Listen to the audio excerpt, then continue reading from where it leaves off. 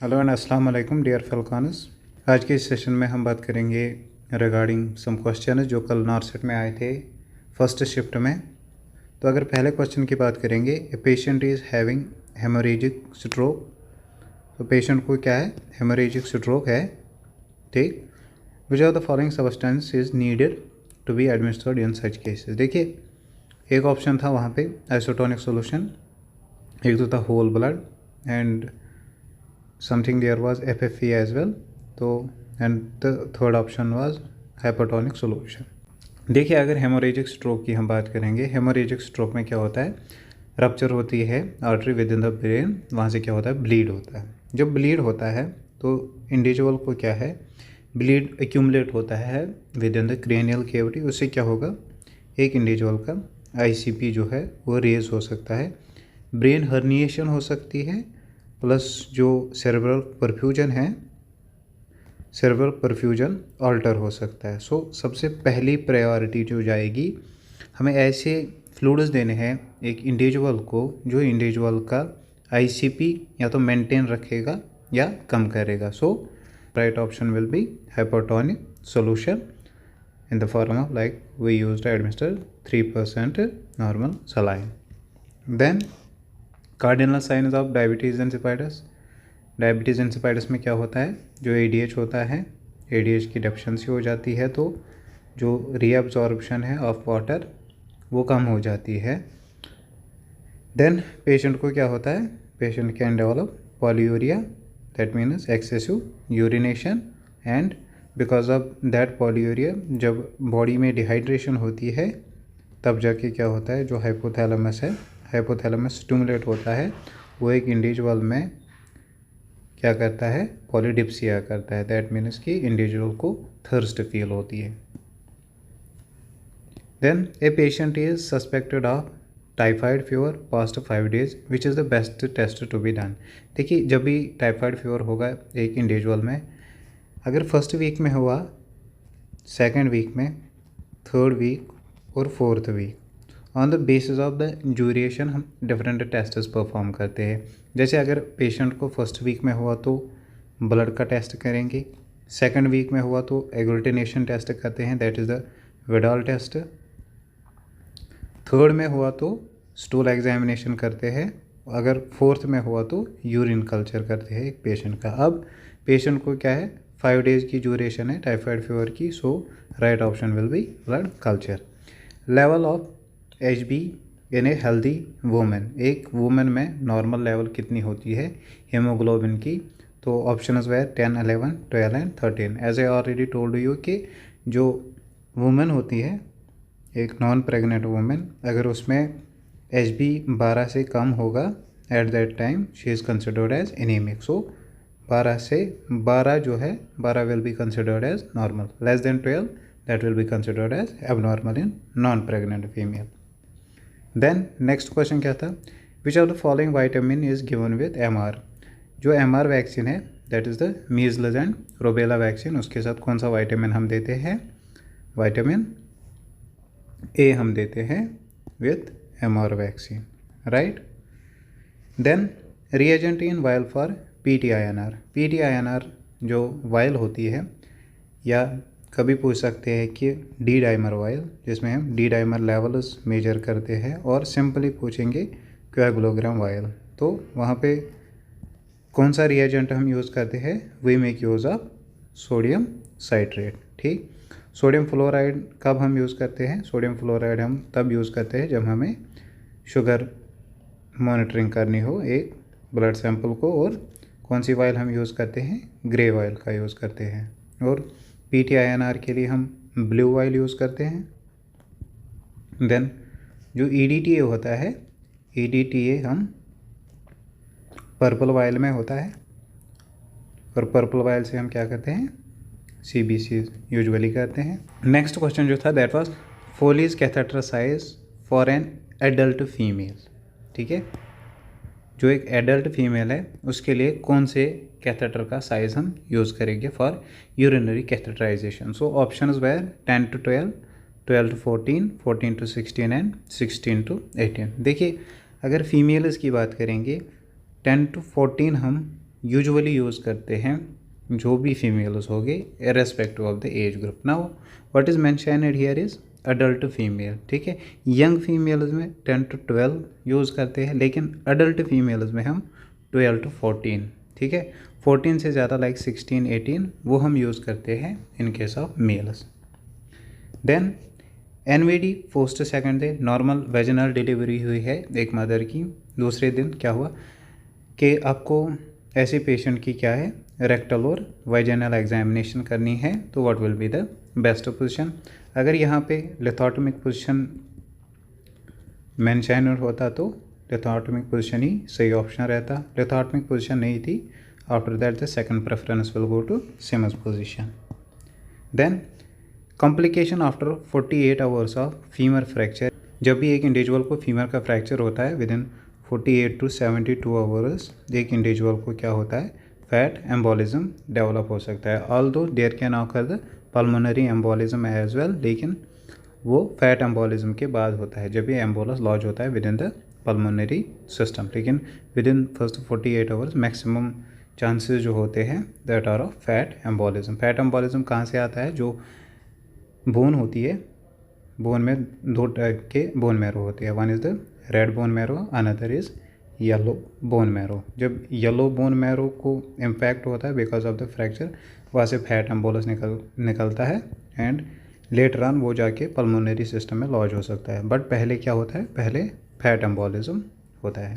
Then distance of crutches from axilla. देखिए जिस भी पेशेंट को लोअर लिम्ब का फ्रैक्चर हुआ हो या पैरालिसिस हुई हो, ऐसे इंडिविजुअल को क्या करते हैं हम क्रच पे रखते हैं, ठीक है। क्रच वॉकिंग के लिए जो भी इंडिविजुअल होता है ऐसे इंडिविजुअल को हम बोलते हैं कि 2 to 3 fingers below the axilla आपको ये क्रच रखने हैं। उससे क्या होगा, जो क्रच पल्सी है, क्रच पल्सी ऐसे इंडिविजुअल को प्रिवेंट होगी ये करने से, या ऐसे इंडिविजुअल को ऐसा करने से क्रच पल्सी नहीं होगी, ठीक। क्रच पल्सी में क्या होता है, जो ऑक्सिलरी नर्व होती है वो डैमेज हो जाती है।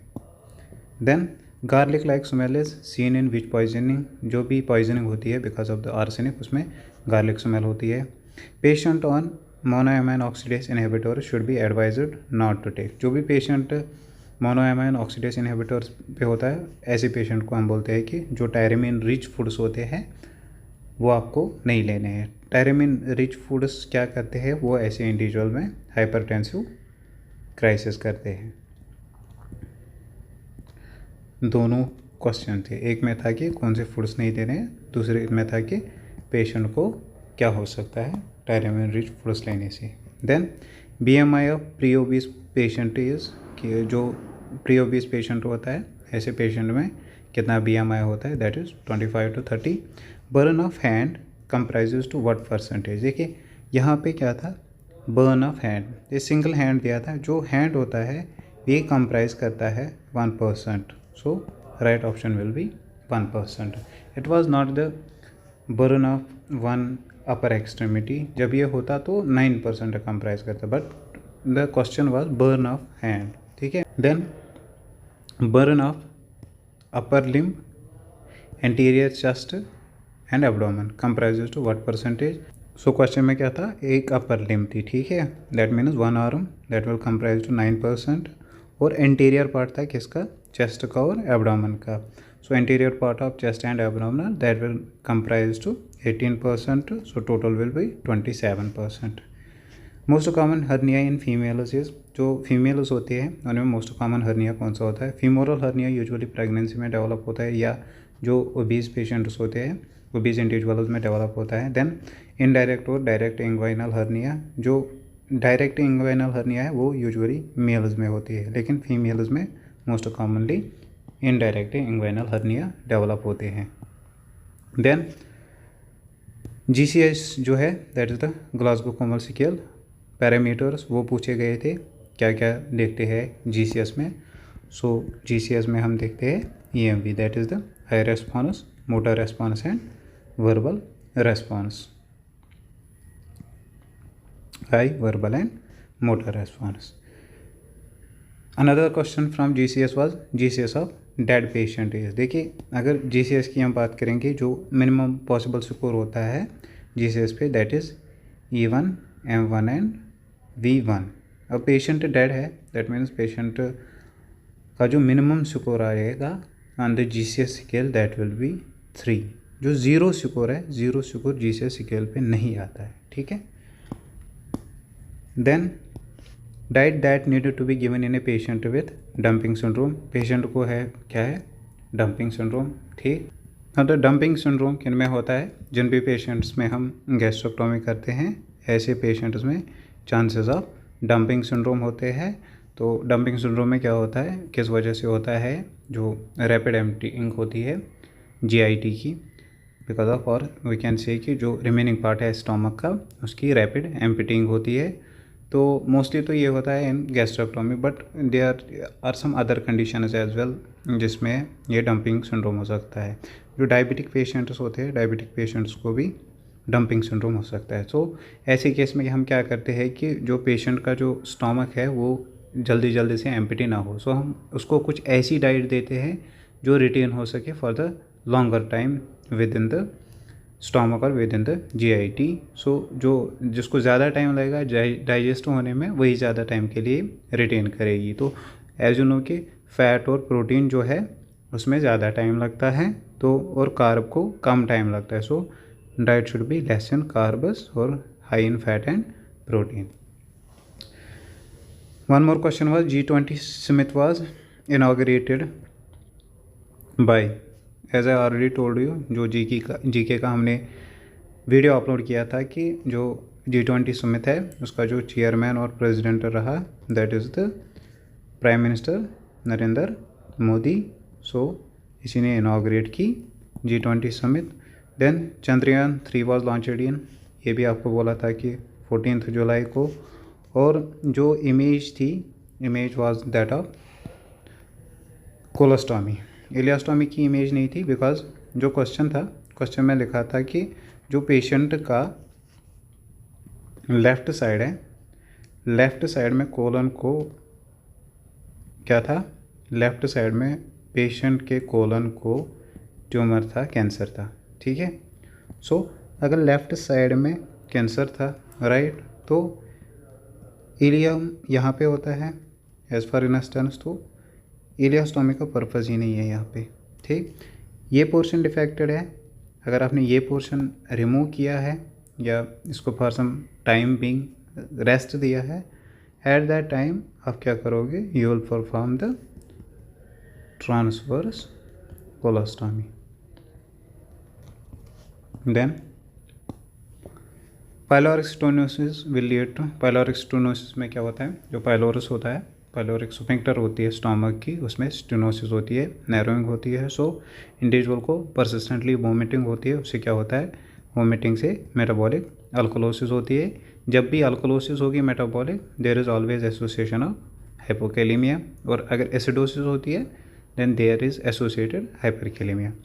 Then maximum water reabsorption occurs in which part of the nephron, जो मैक्सिमम वाटर रीअब्जॉर्प्शन होती है, अबाउट 70% जो वाटर है वो रीअब्जॉर्ब होता है प्रॉक्सिमल कन्वोल्यूटेड ट्यूब्यूल में। Then universal donor is, universal donor O होता है, अगर पूछा जाता O पॉजिटिव और O नेगेटिव में से, देन O नेगेटिव ज़्यादा प्रेफरेबल आंसर रहता है। Then image of jointed twins, जो ट्विन्स थे, twins were joined at the ischial region or sacral region, so they were ischiophagous। एक और क्वेश्चन जो था दैट वाज कि एक पेशेंट है, उसको स्टोमक क्रैम्प्स है प्लस ब्लू लाइन है इन गम्स, वो क्या रिप्रेजेंट करता है, किस चीज़ की, पॉइजनिंग रिप्रेजेंट करता है। तो दैट वाज लेड पॉइजनिंग। देखिए लेड पॉइजनिंग में क्या होता है, जब भी एक इंडिविजुअल इंजेस्ट करता है लेड को, जो ओरल कैविटी होती है, ओरल कैविटी में बैक्टीरिया प्रेजेंट होते हैं, तो वो सल्फ़र प्रोड्यूसिंग बैक्टीरियाज होते हैं। जब ये सल्फ़र रिएक्ट करता है लेड के साथ, इट मेक्स लेड सल्फाइड, और लेड सल्फाइड से क्या होता है, ब्लू लाइन डेवलप हो जाती है with in the gums. Then Charcot's triad includes except. Charcot's triad में कौन कौन से पैरामीटर्स आते हैं? एक्सेप्ट 1। देखिए जो चारकोटिस ट्रायड होता है वो कोलेंजाइटिस में प्रेजेंट होता है। कोलेंजाइटिस में प्रेजेंट होता है चारकोटिस ट्रायड। उसमें क्या होती है? फीवर होती है, पेन होती है और जॉन्डिस होती है, प्लस राइगर्स होते हैं एक पेशेंट को, लेकिन हार्ट और मेंटल स्टेटस नहीं होता है। So this was the excluding option. और जो चारकोटिस ट्रायड होती है वो इंडिविजुअल को अगर मल्टीपल स्क्लेरोसिस भी हो, मल्टीपल स्क्लेरोसिस में भी चारकोटिस ट्रायड प्रेजेंट होती है। वहाँ पे क्या होता है? वहाँ पे इंडिविजुअल को निस्टैग्मस होता है, प्लस इंटेंशनल ट्रूमर्स होते हैं एंड एटेक्सिया होता है। ठीक। So in case of multiple sclerosis Charcot's triad हम वहाँ पे भी यूज़ करते हैं, उसमें ये पैरामीटर आते हैं, लेकिन अगर कोलेंजाइटिस हो उसमें ये पैरामीटर्स आते हैं।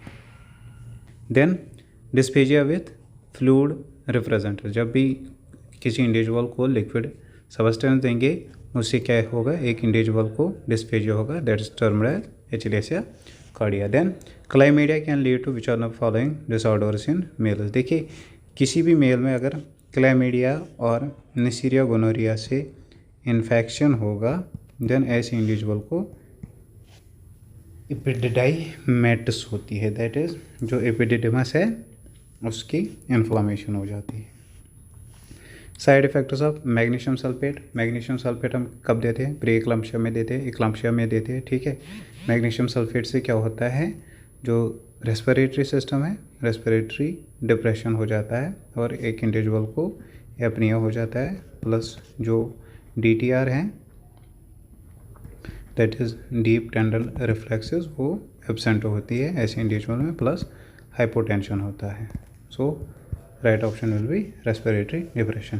प्रेस्क्रिप्शन थी ऑफ एट्रोपिन 0.15 और अवेलेबल डोज था 0.4 mg/ml। तो डोज रिक्वायर्ड कितना है? That is 0.15 by 0.4 multiplied by 1। ठीक है, जितना आता that was the right option, क्योंकि जब भी हमें ड्रग कैलकुलेशन करनी होती है देन कैलकुलेटेड जो डोज होता है हमारा that is the prescription divide by dose in hand और availability into volume.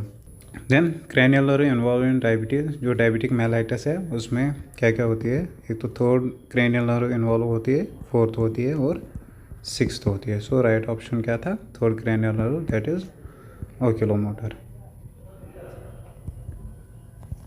Substance that increases iron absorption, जो सब्सटेंसेस होती है जो साइट्रस फ्रूट्स होते हैं वो इंक्रीज करते हैं एब्जॉर्प्शन ऑफ आयरन, या जिनमें विटामिन C ज़्यादा होता है।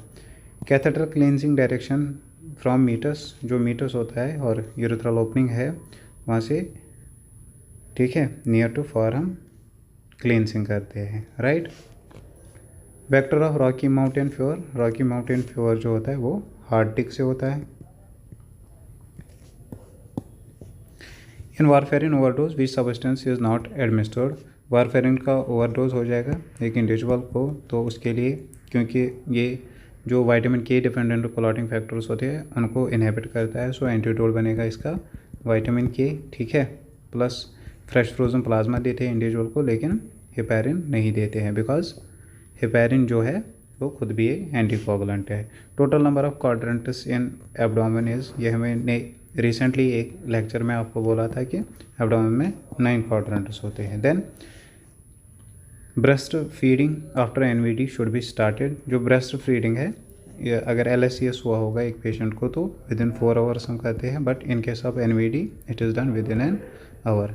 पहले ही 1 घंटे में क्यों करते हैं? क्योंकि इस टाइम में जो बच्चा होता है वो अलर्ट होता है, एक्टिव होता है, देन जो बेबी होता है वो स्लीप में चला जाता है। देन अबगार स्कोरिंग पे पूछा गया था, 4 पैरामीटर्स वहाँ पे दिए गए थे। एक पैरामीटर जो था of heart rate that was normal, ठीक है, तो उसकी रेटिंग जाएगी 2, और जो रिमेनिंग थे वो मॉडरेट थे तो उन 3 की जाएगी 3, 2, 5। एक पैरामीटर नहीं दिया था तो उसका हम कंसिडर कर लेते हैं 2। So the right option was, अगर 5 होता वहाँ पे ऑप्शन में तो 5 ही जाता, एक पैरामीटर मिसिंग है, सो उसको कंसिडर करना है as 2, so the right option will remain as 7. Then one more question was patient with high PTH, that is parathormone and calcium but normal vitamin D and creatinine. so ऐसे patient में क्या होगा? देखिए, अगर PTH की बात करेंगे, parathormone ये पैराथायराइड ग्लैंड से रिलीज़ होता है और पैराथायराइड ग्लैंड क्या करता है? वो इंक्रीज़ करता है सीरम कैल्शियम लेवल्स को, राइट. अब यहाँ पे क्या मेंशन था कि पेशेंट को हाई पीटीएच है और हाई कैल्शियम है, सो ऑब्वियसली ऐसे पेशेंट को इंक्रीज्ड होंगे कैल्शियम लेवल्स, बट जो विटामिन डी है और क्रिएटिनिन है दैट इज़ नॉर्मल. देखिए, अब ये क्या है, वेदर इट इज़ प्राइमरी हाइपरपैराथायराइडिज्म और this is secondary hyper PTH कब होता है? जब एक इंडिविजुअल को सीकेडी हो जाता है. सीकेडी में क्या होता है? जो एक्टिवेशन होती है ऑफ विटामिन D3 वो जाके किडनीज़ में होती है, और अगर किडनीज़ इम्पैक्ट हुए तो विटामिन डी की लेवल्स कम हो जाएगी. विटामिन डी की लेवल्स कम हो जाएगी तो ऑब्वियसली जो कैल्शियम एब्जॉर्प्शन है फ्रॉम जीआईटी वो कम हो जाएगी, सीरम कैल्शियम लेवल रिड्यूस हो जाएगा, उससे क्या होगा? पीटीएच की लेवल्स बढ़ जाएगी. सो सेकेंडरी पीटीएच तब होता है जब एक इंडिविजुअल को विटामिन डी की डेफिशिएंसी हुई है. लेकिन सवाल में क्या था कि विटामिन डी जो है दैट इज़ नॉर्मल और क्रिएटिनिन भी नॉर्मल है, दैट मीन्स सीकेडी नहीं हुआ है पेशेंट को. सो राइट ऑप्शन क्या रहता वहाँ पे? That it is primary hyper parathyroidism, right. एक और क्वेश्चन क्या था? डीके पेशेंट है, उसको रिसस्टेशन चल रही है, कोई पेशेंट है डीके का, तो पेशेंट को हमने क्या किया कि पेशेंट का ब्लड शुगर हमने चेक किया, that was 500 something, and after that कि हमने उसको नॉर्मल सलाइन का इन्फ्यूजन दिया अलॉन्ग विद द इंसुलिन. तो अब कैसे हमें पता चलेगा कि एक इंडिविजुअल जो है उसकी जो कंडीशन है वो इम्प्रूव हुई है? सो एक तो ऑप्शन था वहाँ पे जो इसकी हार्ट रेट है दैट इज़ 120 और जो रेस्पिरेटरी रेट है दैट इज़ 25, ठीक है. ये एबनॉर्मल फाइंडिंग है दैट सजेस्ट्स कि इंडिविजुअल को अभी भी डीके है. देन देयर वाज कि जो एचसीटी है पेशेंट का दैट इज़ 48%. अब यहाँ पे क्या है? देखो, अगर मेल्स होते हैं, मेल्स में अप टू 50% भी हम कंसिडर करते हैं एचसीटी नॉर्मल, बट जेंडर यहाँ पे मेंशनड नहीं था, ठीक है. अगर फीमेल में 48% है दैट मीन्स कि this is not the normal finding. अब जब भी डीके में डिहाइड्रेशन होती है सो ऑब्वियसली एचसीटी वहाँ पे एक इंडिविजुअल का क्या होता है? रेज्ड होता है. सो एज सच हम बोल सकते हैं कि यहाँ पे जो एचसीटी है दैट इज स्टिल रेज्ड, ठीक. थर्ड ऑप्शन था कि जो एक इंडिविजुअल है उसका जो बाइकार्ब है, बाइकार्ब की लेवल 13 मिली इक्विवेलेंट्स है, that also suggests the metabolic acidosis जो है दैट स्टिल परसिस्ट्स. और फोर्थ ऑप्शन वाज कि जो इंडिविजुअल का BUN है दैट इज़ 22 मिली इक्विवेलेंट्स पर लीटर ऑफ ब्लड. तो जो ब्लड यूरिया नाइट्रोजन है वो भी क्या होता है? Because of dehydration BUN increase हो जाता है एक इंडिविजुअल में. और अगर हम BUN की बात करेंगे यूजुअली हम 10 to 25 या कुछ बुक्स लिखते हैं 15 to 25 हम नॉर्मल कंसिडर करते हैं, ठीक है. और कुछ ऐसा भी लिखते हैं फ्रॉम 7 to 22. नाउ ये इन पे डिपेंड करता है कि whether they will take HCT as normal finding और BUN as normal finding. Then एक और क्वेश्चन क्या था? Condition that causes hypoglycaemia. तो देखिए, एक तो ऑप्शन था वहाँ पे डायबिटीज़ का. So obviously as you know कि डायबिटीज़ में क्या होता है? हाइपरग्लाइसीमिया होता है एक इंडिविजुअल को. Then there was alcohol. जब एक इंडिविजुअल अल्कोहल को इंजेस्ट करता है एक्यूट इंजेक्शन के टाइम पे इंडिविजुअल को हाइपरग्लाइसीमिया होगा, ठीक है, अगर उसने as for instance normal amount में लिया. अगर एक इंडिविजुअल हैवी अल्कोहल ड्रिंक करता है तब जाके एक इंडिविजुअल को हाइपोग्लाइसीमिया हो सकता है, क्योंकि लिवर पे लोड ज़्यादा पड़ता है, ठीक है, वो फिर ग्लूकोज को मेटाबोलाइज नहीं कर पाता है सही से.